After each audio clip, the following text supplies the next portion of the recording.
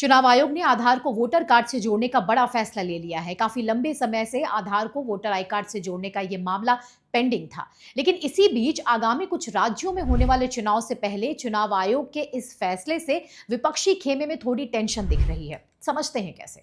जैसे ही चुनाव आयोग ने वोटर आई कार्ड से आधार लिंक करने की आधिकारिक घोषणा की, ठीक उसके बाद लोकसभा में नेता प्रतिपक्ष राहुल गांधी ने सवाल उठाने शुरू कर दिए हैं। राहुल गांधी ने एक्स पर पोस्ट कर लिखा, आज भारत के चुनाव आयोग ने घोषणा की है कि वो आधार को मतदाता पहचान पत्रों से जोड़ेगा। कांग्रेस और इंडिया गठबंधन के दल लगातार मतदाता सूचियों के मुद्दे उठाते रहे हैं, जिसमें असामान्य रूप से मतदाता सूची में अधिक लोगों का नाम जोड़ना, डुप्लीकेट मतदाता पहचान पत्र समेत कई मुद्दे शामिल हैं।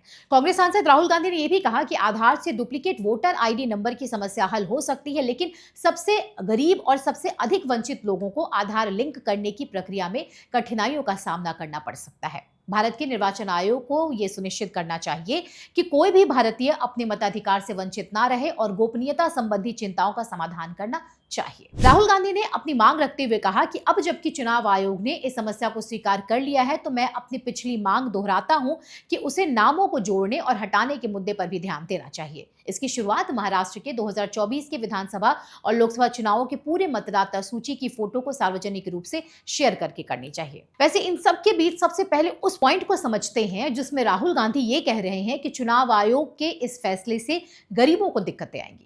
आखिर राहुल गांधी गरीबों को क्यों आधार बना रहे हैं? जिस तकनीकी दिक्कत की बात करके राहुल गांधी एक तरीके का कंफ्यूजन फैला रहे हैं, वो पहली बार नहीं हो रहा है। दरअसल कांग्रेस पार्टी और उसके नेताओं को प्रशासनिक सुधारों में तकनीक का इस्तेमाल कभी भाया ही नहीं। ईवीएम से चुनाव को लेकर पार्टी और उसके नेता पिछले कई वर्षों से प्रोपोगेंडा फैला रहे हैं। वोटर कार्ड को आधार कार्ड से जोड़ने के मुद्दे पर राहुल गांधी बिना मतलब गरीबों को आगे रखकर राजनीति करना चाहते हैं। ठीक ऐसे ही गरीबों को आगे रखकर भी पी चिदम्बरम ने कभी डिजिटल पेमेंट का विरोध किया था। ये कहा था कि सब्जी वाले या छोटे दुकानदार डिजिटल पेमेंट कैसे लेंगे। उनकी इस बात का जवाब पूरा देश पिछले कई वर्षों से देख रहा है। डिजिटल ट्रांजैक्शन लगातार बढ़ता गया, यहां तक कि डिजिटल दुनिया में भारत देश विश्व गुरु बन रहा है। दूसरी बात यह है कि चुनाव आयोग के इस फैसले को राहुल गांधी बिना मतलब वोटर लिस्ट से लोगों का नाम हटाने या जोड़ने से कनेक्ट कर रहे हैं, जबकि हरियाणा हो या महाराष्ट्र, चुनाव आयोग कांग्रेस पार्टी के सवालों का पहले ही आधिकारिक जवाब दे चुका है। ऐसे में चुनाव आयोग द्वारा घोषित किए जा रहे चुनाव संबंधी प्रशासनिक सुधारों पर ऐसी राजनीति करने की आवश्यकता क्यों है? देश में डुप्लीकेट वोट आइडेंटिटी कार्ड को लेकर पिछले कई वर्षों से बात हो रही है। ऐसा माना जाता है कि कई राज्यों में अवैध बांग्लादेशी घुसपैठिए चुनाव प्रक्रिया को प्रभावित कर रहे हैं। आप भाजपा के राष्ट्रीय प्रवक्ता सुधांशु त्रिवेदी का संसद में दिया गया ये बयान देखिए। पहले वोटर डुप्लीकेशन की बात करना चाहते हो तो पहले सिटीजनशिप डुप्लीकेशन तो क्लियर कर लीजिए। क्यों नहीं एनआरसी के लिए हाँ बोल देते हैं, उसके बाद ये मुद्दा ही खत्म हो जाएगा। भाई जब आप कह रहे हैं कि वोटर्स को लेकर आपके मन में संदेह है तो एक बार एनआरसी करवा दीजिए। दूध का दूध, पानी का पानी। मगर सभापति महोदय, एनआरसी क्यों नहीं करानी है? उसका कारण यह है कि पिछले चुनाव में सबसे बड़ी जीत कहां पे हुई है? असम की धुबरी सीट पे कांग्रेस के नेता रकीबुल हसन 10,25,000 से जीते हैं। और असम के जो हमारे साथी यहां बैठे होंगे, धुबरी को मिनी बांग्लादेश कहा जाता है।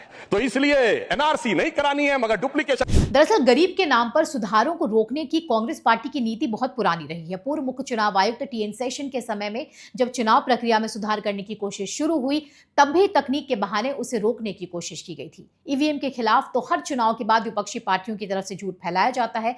राहुल गांधी भी कांग्रेस के उसी पैटर्न को आगे बढ़ाने का काम कर रहे हैं। यहाँ राहुल गांधी के दिमाग की दाद देनी भी जरूरी है। अब देखिए ना, राहुल गांधी ने चुनाव आयोग के फैसले पर सवाल उठाते हुए जो अपने एक्स अकाउंट पर लिखा है, उसे वे बिना समझे महाराष्ट्र विधानसभा चुनाव की वोटर लिस्ट से जोड़ रहे हैं। आप जब राहुल गांधी के लिखे हुए ट्वीट को ध्यान से पढ़ेंगे तो लगेगा जैसे राहुल गांधी द्वारा महाराष्ट्र विधानसभा चुनाव में वोटर लिस्ट में गड़बड़ी का जो मुद्दा उठाया जा रहा था, उसकी शिकायत को चुनाव आयोग ने स्वीकार कर लिया है। लेकिन असल में तो ऐसा कुछ है ही नहीं, यहाँ तो मुद्दा ही अलग है। दरअसल जिस तरह से हाल के चुनावों के नतीजों में कांग्रेस पार्टी कम नंबरों पर सिमटती जा रही है, वैसी स्थिति में राहुल गांधी किसी न किसी बहाने से कभी ईवीएम को तो कभी फर्जी वोटिंग का मुद्दा उठाते हैं। लेकिन अब जब चुनाव आयोग वोटिंग सिस्टम को पारदर्शी बनाने के लिए सुधार कर रहा है, तो राहुल गांधी को इसमें भी आपत्ति है। दरअसल चुनाव आयोग के इस फैसले पर सवाल उठाने का कारण है राहुल गांधी का डर। वो डर जिसके तहत फर्जी वोटिंग का खेल खत्म होगा, वो डर जो इस प्रक्रिया द्वारा बाहर से आए अवैध घुसपैठिए बांग्लादेशी और रोहिंग्या मतदाताओं को देश के चुनावी सिस्टम से निकाल दिए जाने के बाद होगा, फर्जी वोटरों को खोने का डर।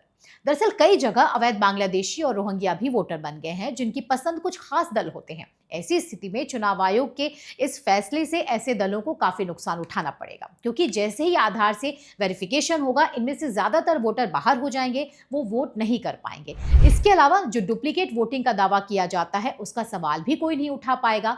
अब जाहिर है, जिन फर्जी वोटरों के जरिए विपक्षी दलों को कुछ वोट्स मिल जाते थे, अब उनका वोट भी इन्हें नहीं मिलेगा। ऐसे में राहुल गांधी की टेंशन को समझा जा सकता है, वो भी तब जब कई राज्यों में इस साल के आखिर में चुनाव होने वाले हैं। आपको हमारा कंटेंट कैसा लगता है, आप हमें कमेंट सेक्शन में जरूर बताइएगा। साथ ही हमारे वीडियो को लाइक करें, शेयर करें, इसके अलावा हमारे चैनल को सब्सक्राइब भी करें। जय हिंद।